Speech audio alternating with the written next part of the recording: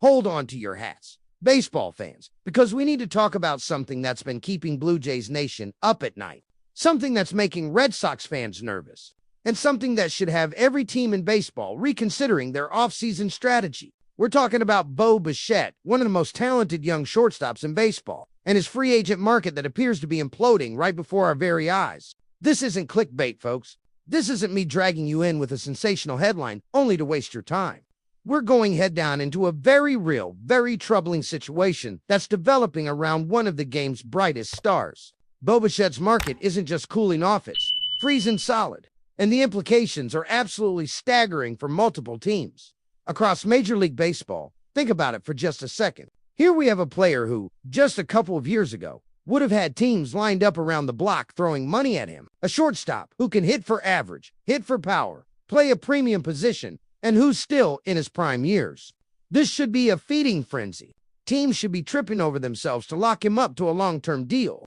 But instead, we're hearing words like increasingly unlikely when discussing his potential return to Toronto. We're seeing teams that desperately need middle infield help looking elsewhere. We're watching the calendar tick deeper into the offseason, while Bo remains unsigned and the speculation grows more ominous by the day. This isn't just a Blue Jays story anymore. This affects the Los Angeles Dodgers, who've been linked to Bo as a potential upgrade. This impacts the Boston Red Sox, who could use a dynamic middle infielder to complement their young core. This matters to the Philadelphia Phillies, who are always looking for ways to improve their championship window. And yes, this absolutely matters to the Toronto Blue Jays, who are watching one of their homegrown stars potentially slip away, while simultaneously wondering if they even want him back at the price point he's seeking. We've seen this movie before, haven't we? Cast your mind back to last offseason when Alex Brett, one of the premier third basemen in baseball, expected a massive payday and instead found himself signing a one-year deal worth $40 million with a player option. Remember Pete Alonso 2 years ago? When the star first baseman thought he'd command a monster contract and instead had to settle for less than expected. How about Matt Chapman, who ended up taking a shorter deal than many predicted? Or Cody Bellinger, whose market never quite materialized the way he and his agent, Scott Boras, anticipated. The pattern is clear, and it's repeating itself with Bichette right now. Players and their representatives enter free agency with visions of 9-figure deals, 6 or 7-year commitments, and annual salaries that would make your head spin. But then reality sets in. The market doesn't develop. Teams get cold feet. Alternative options emerge. And suddenly, that massive payday evaporates like morning dew under a hot summer sun. So how did we get here? How did Bichette, a player who should be one of the most coveted free agents on the market, end up in this precarious position? Let's break it down piece by piece, because understanding how we arrived at this moment is crucial to predicting where things go from. Here it all started to crystallize when Mitch Bannon dropped his piece earlier this week, discussing where the Blue Jays stand with both Bichette and Kyle Tucker. Buried in that article was a phrase that should send chills down the spine of anyone who wants to see Bo back in a Blue Jays uniform. Bichette appears increasingly unlikely. Those 3 words increasingly unlikely represent a seismic shift in how this situation is being perceived by people with inside knowledge of the negotiations. As a Blue Jays fan, as someone who's watched Bichette grow from a promising prospect into an all-star caliber player, as someone who appreciates the electricity he brings to the lineup when he's locked in at the plate, those words are deeply troubling. This should have been a slam dunk. This should have been like Josh Naylor returning to the Seattle Mariners, beloved player coming back to the team that developed him, fans celebrating, everyone happy. But instead, we're looking at a situation that's becoming increasingly messy and uncertain. Now, before we go any further, we need to acknowledge the timing issues at play here. Bichette just got married, and congratulations to him on that front. But while he was focused on his personal life and his wedding plans, the baseball world kept spinning. The Toronto Blue Jays couldn't just sit on their hands waiting for Bo to make up his mind or for his market to develop. They had other opportunities to pursue, other players to sign, other deals to make. Enter Kazuma Okamoto, the Japanese third baseman who just signed a 4-year, $60 million contract with Toronto. The Blue Jays held his introductory press conference this week, officially welcoming him to the organization and penciling him in as their starting third baseman. Now, Okamoto's timeline was completely different from Bo's. The posting period for Japanese players has strict deadlines. and both Okamoto and the Blue Jays had to make decisions quickly or risk missing out entirely. Bo, on the other hand, can take his time. He can let this thing play out through January, into February, even into March if he really wants to drag it out. But here's where the timing becomes problematic for Bo. While he was getting married and presumably telling his agent to keep baseball business on the back burner temporarily, the Blue Jays were making moves that directly impact his potential return to Toronto. They signed They're still pursuing Kyle Tucker. They're filling roster spots and allocating playing time in ways that make bringing Bo back more complicated from both a financial and logistical standpoint. At Okamoto's press conference, General Manager Ross Atkins was asked about the current state of the roster and whether more additions were coming.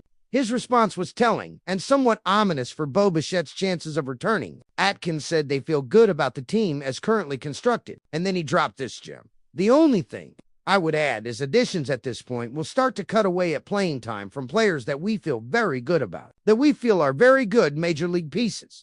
So we have to factor that in. Let's decode what Atkins is really saying here, because GM speak is often deliberately vague and requires some interpretation. When he talks about additions cutting away at playing time from players they feel good about, he's specifically referencing guys like Addison Barger and Ernie Clement. These are players who performed well for Toronto last season, who have earned trust from the coaching staff and front office, and who would see their opportunities diminish if the Blue Jays add another big-name player like Bo Bichette or Kyle Tucker. Nathan Luxius is already looking at reduced playing time with the Okamoto addition. Barger might have to shift positions or accept a platoon role. Ernie Clement, who was absolutely phenomenal in the postseason and provides elite defensive versatility, could find himself without a clear position if Bo returns to play second base. These are the domino effects that Ross Atkins has to consider when making roster decisions. If the Blue Jays bring Bo back, where exactly does Ernie Clement play? Clement was one of the heroes of their playoff run, a fan favorite who came through in clutch situations and showed he belongs on a championship-caliber roster. Do you really want to tell him he's now a utility player with sporadic playing time because you brought back Bo Bichette? If they land Kyle Tucker, where does Addison Barger fit? Barger showed promise when given opportunities and represents a young, cost-controlled option who could develop into a quality, everyday player. Do you stunt his growth by squeezing him into a reduced role? The Blue Jays didn't give Kazuma Okamoto for years and $60 million to play him 100 games per season and shuffle him around the field whenever it's convenient. They're going to find him a regular spot in the lineup, most likely at third base, and he's going to get his at. That's a non-negotiable reality that further complicates bringing Bo back. So the question becomes, how did we get to a point where the Blue Jays don't already have Bo locked in? Why hasn't another team jumped at the opportunity to sign a talented shortstop in his prime? If the Blue Jays are moving forward with Okamoto, why haven't the Red Sox swooped in and gotten a deal done? Why are the Phillies sitting idle? What's causing this market paralysis around Bo Bichette? Let's talk about Bo's faults, because as painful as it might be to acknowledge, there are legitimate concerns that teams have about committing significant money and years to him. These aren't made-up issues or nitpicking. These are real red flags that front offices are discussing behind closed doors. First and foremost, we have to address the injury history. This is probably the biggest obstacle Bo faces in securing the long-term high-value contract he's seeking. Let's run through the list of injuries that have plagued him over the past 3 seasons. In 2023, because it's extensive, Bo dealt with a right patellar tendon issue that cost him somewhere between 20 and 30 games. That's a significant chunk of a season lost to an injury that can be chronic and recurring. Patellar tendon problems aren't something you just shake off and forget about. They can linger and flare up throughout a player's career. Then came 2024. Which was a disaster from an injury standpoint. Bo suffered multiple right calf strains that kept him out of action repeatedly. Just when it seemed like he was getting healthy, another calf issue would pop up and send him back to the injured list. On top of that, he also fractured a finger, adding another injury to a season that was already compromised. When you're dealing with multiple injuries to the same area, recurring calf strains, it raises questions about whether there's an underlying biomechanical issue that's going to keep causing problems. The injury bug bit him again in 2025 when he suffered a knee sprain from a collision at home plate. Now, that's a bit different because it was a traumatic injury rather than something that developed over time due to wear and tear, but is still added to the growing list of games missed and reinforced the perception that Bo might be injury prone. Here's what makes this pattern so concerning for teams evaluating Bo. We're talking about injuries to different parts of his body. It's not like he has one chronic issue that needs to be managed. We're talking knees, calves, patellar, tendons, fingers. It's all over the map. That suggests someone whose body might not hold up to the rigors of playing shortstop at the major league level over the course of a long season and multiple years. Do teams view Bichette as injury-prone at this point? The answer is almost certainly yes, whether they say it publicly or not. When you're looking at making a commitment of $150 or $200 million to a player, you want to believe he's going to be on the field for 155 to 160 games per season. You're not paying premium money for a player who you expect to give you 80 to 130 games per year. That's just not a smart investment from any organizational standpoint. Let's look at the actual games played numbers over the past 3 seasons to drive this point home. Bo gave the Blue Jays 135 games in 2020, 382, 1 games in 2024, and 139 games in 2025. That's an average of 118 games per season over a 3-year span. For context, most teams are hoping their everyday shortstop plays at least 140 games per season. Bo's falling well short of that benchmark. And that's with him still being relatively young and theoretically in his athletic prime. If he's already missing this much time in his mid-20s, what happens when he hits 30? What happens when the cumulative wear and tear of playing a demanding position like shortstop starts catching up with him? These are legitimate questions that every front office considering signing him has to grapple with, and the answers aren't particularly encouraging. Beyond the injury concerns, Bo faces another significant obstacle. The shortstop market itself is working against him. Think about how many quality shortstops were available as free agents this offseason. Don't think too long about it. The answer is basically just Bo. That's it. The shortstop free agent pool was exceptionally shallow, which you might think would work in Bo's favor by making him the only game in town. But here's the cruel irony. The reason there aren't many shortstops available is because teams aren't losing their shortstops and therefore don't need to replace them. If there were 5 elite shortstops hitting free agency simultaneously, there would be a mad scramble with teams competing against each other to secure the best available option. But when there's only one guy available and most teams are already set at the position, that one guy loses all his leverage. The Atlanta Braves were really the only team with a glaring need at shortstop heading into the offseason. They seemed like the perfect landing spot for Bo, a contending team with a clear positional need, and the financial resources to make it happen. But what did the Braves do? They traded for Mauricio Dubon and re-signed their backup option. They found their answer elsewhere without having to commit big money to Bo Bichette. And just like that, the one team that truly needed a shortstop was off the board. Bo and his representation recognized this problem, which is why he's indicated a willingness to move to second base. That should theoretically expand his market by making him attractive to teams that need help up the middle, but already have a shortstop in place. It's a smart move on his part, showing flexibility and a team-first mentality. But here's where things get even more complicated. The second base market is actually pretty deep with options. Teams don't have to commit multiple years and big dollars to Bo Bichette if they need a second baseman. They can go out and trade for a cost-controlled option. They can sign a veteran to a 1 or 2 year deal at a fraction of what Bo would cost. They can promote a prospect from their farm system and see what he can do. The availability of alternatives at second base completely undercuts Bo's leverage in negotiations. So we've arrived at this perfect storm of bad circumstances for Bo Bichette. Too many injury concerns. Not enough teams needing shortstops, too many alternative options at second base. It's a brutal combination that's strangling his market before it ever really had a chance to develop.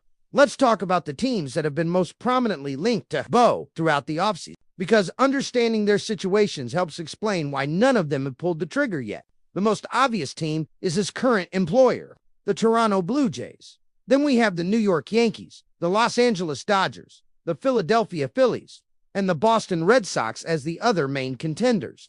Each of these teams has been mentioned in various reports as having at least some level of interest in Bo's services. But here's the problem. Every single one of these teams has alternative options for upgrading their roster that don't involve committing to Bo Bichette. Let's run through them one by one, because this is crucial to understanding why his market hasn't materialized. The Toronto Blue Jays could pivot and go Elin on landing Kyle Tucker instead of bringing Bo back. Tucker is a legitimate superstar outfielder who would immediately become one of the best players on their roster. If they land Tucker, the money they might have allocated to Bo goes elsewhere, and they move forward with Ernie Clement at second base or shuffle their existing pieces to fill that spot. The New York Yankees could bring back Cody Bellinger, giving them a versatile player who can handle center field and provide some offensive pop.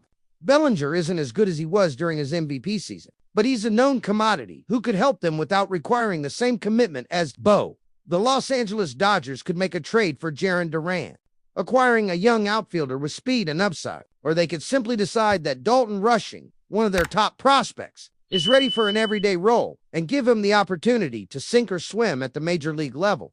The Dodgers have so much depth and so many different avenues for improvement that they don't need Bichette to contend for another championship. The Philadelphia Phillies could bring back JT Realmuto on a new contract extension. Upon doing so, they'd look at their balance sheet, see how much money they've already committed to their aging core, and decide they can't afford to add Bo's salary on top of everything else. They'd be done spending for the winter and would have to find cheaper alternatives for any remaining needs. The Boston Red Sox could make an Alex Bregman reunion happen, bringing back the third baseman who started his career in Houston but has been linked to Boston throughout the offseason. Bregman could play third base, allowing them to keep their current middle infield configuration intact without needing to add Bo. Do you see the pattern here? Every team that's supposedly interested in Bichette has other options that might actually make more sense from a roster construction and financial standpoint. When teams have multiple paths to improvement, they can afford to be patient and wait for the best value to emerge. That patience is killing Bo's market because nobody feels pressure to act quickly and secure his services before a competitor does. There are some other teams lurking on the periphery that have been mentioned at various points but haven't emerged as serious contenders. The Detroit Tigers were linked to Bo earlier in the offseason, but they seem to be focused on Alex Bregman as their primary target. Once that Bregman situation resolves one way or another, the Tigers might circle back to Bo, but they could also just move on entirely. The Seattle Mariners have been brought up in speculation, but they could trade for Kettlemart instead, giving them a proven veteran who can play multiple positions. The Chicago Cubs need middle infield help, but they could sign Yuniesky Diaz and call it good. The San Francisco Giants have holes to fill, but they could trade for Brendan Donovan and address their needs without breaking the bank on Bichette. So not only do the teams that are supposedly interested in Bo have alternative options, the teams on the periphery also have other avenues for improvement. Suddenly, Bo's market has completely dried up, and he's left sitting there wondering where the massive payday went. When teams don't feel desperate to sign a player, when there are multiple alternative options available, that's when injury history becomes the tiebreaker that tips the scales.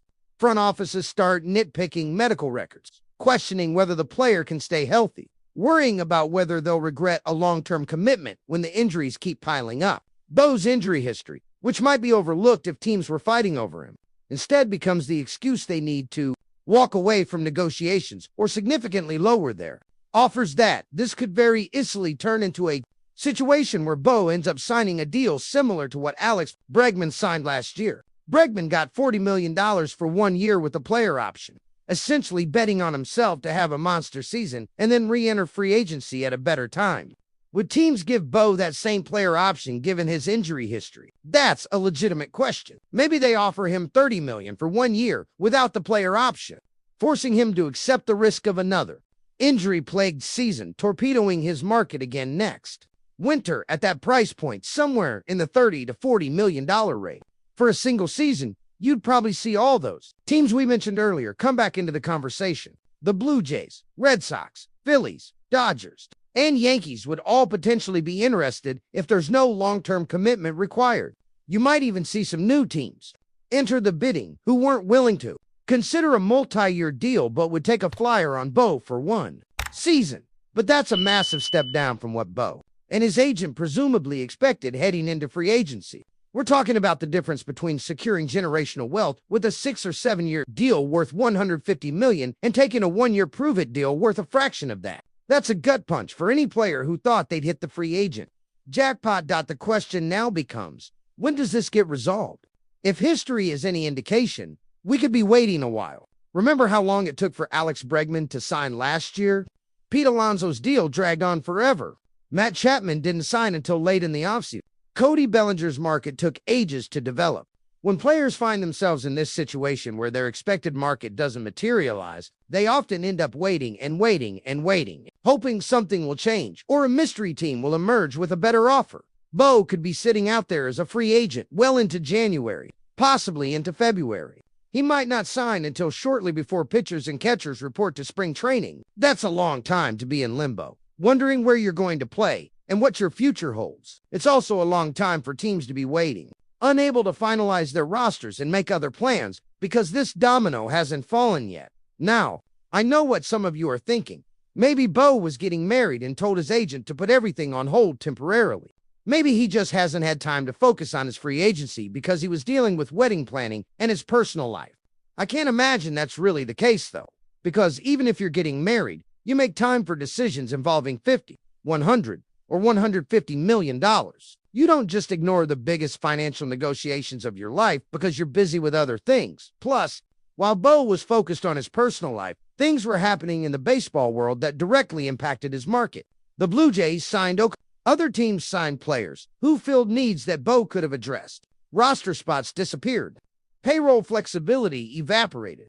You can't just tune out the baseball world for weeks at a time during free agency and expect everything to wait patiently for you to be ready. The market moves whether you're paying attention or not. So where does that leave us? Bo Bichette is looking more and more like he might be the odd man out this offseason.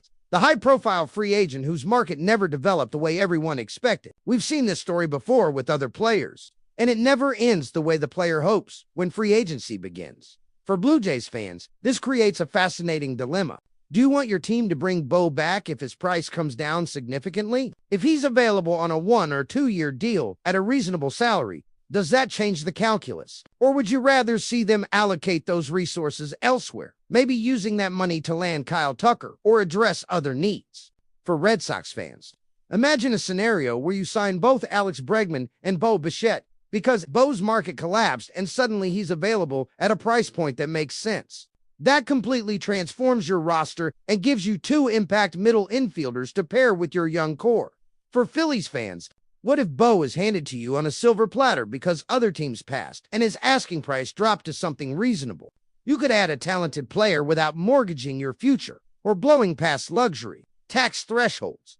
The possibilities are endless when a player's market collapses, because suddenly teams that weren't serious contenders are back in the mix.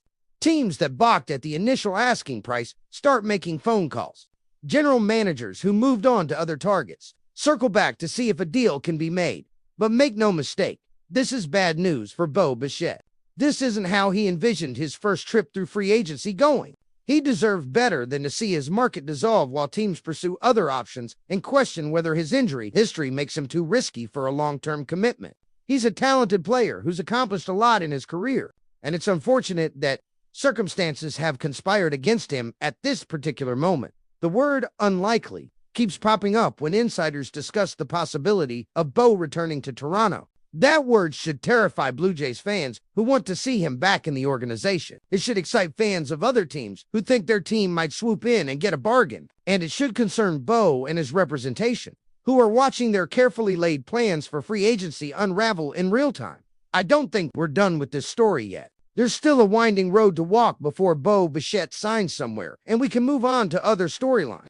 But the path from here looks significantly different than what anyone expected a few months ago. The market has spoken, and what it's saying isn't particularly encouraging for one of baseball's most talented. Young shortstops teams are going to keep exploring their options, signing other players, making trades, and filling roster spots. At some point, the music is going to stop, and Bo is going to have to make a decision about his future. Does he take a 1-year prove-it deal and bet on himself to stay healthy and produce at a high level?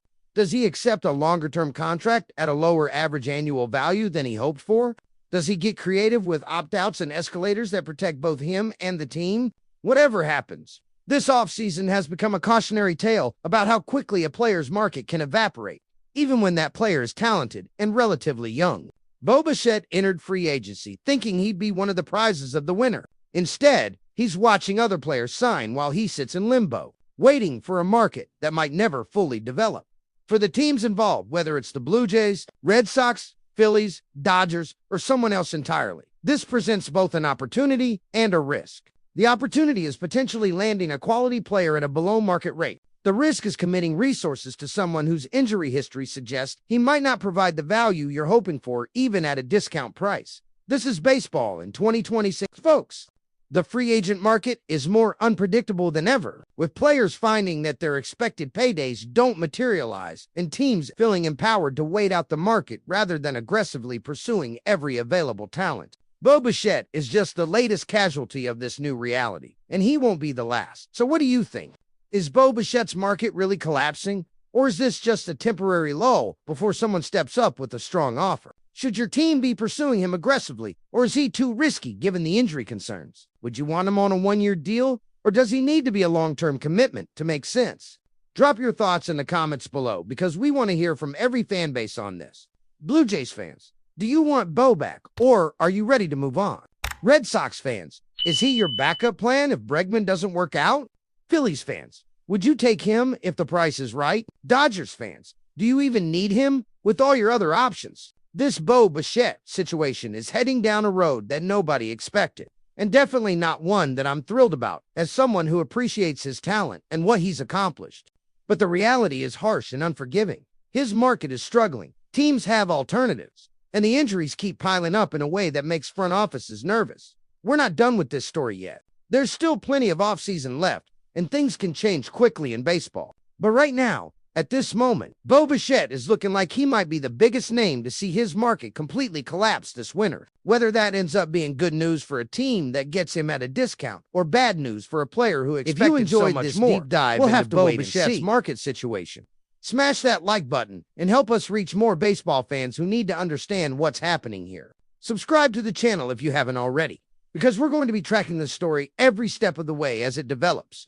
Hit that notification bell so you don't miss any updates when Bo finally signs somewhere or when new information drops about his market. Share this video with your fellow baseball fans who are wondering what's going on with one of the game's young stars. Drop a comment below telling us where you think Bo ends up signing and whether his market will recover or continue to struggle. We read every comment and love hearing from you. The offseason is far from over, and we're going to be here covering every major move, every rumor, every development that impacts your favorite team. Bichette's market might be in trouble right now, but the story is still being written. Let's see how it ends. Thanks for watching, and remember, when it's low, let it go, and when it's high, let it fly. We'll catch you in the next one.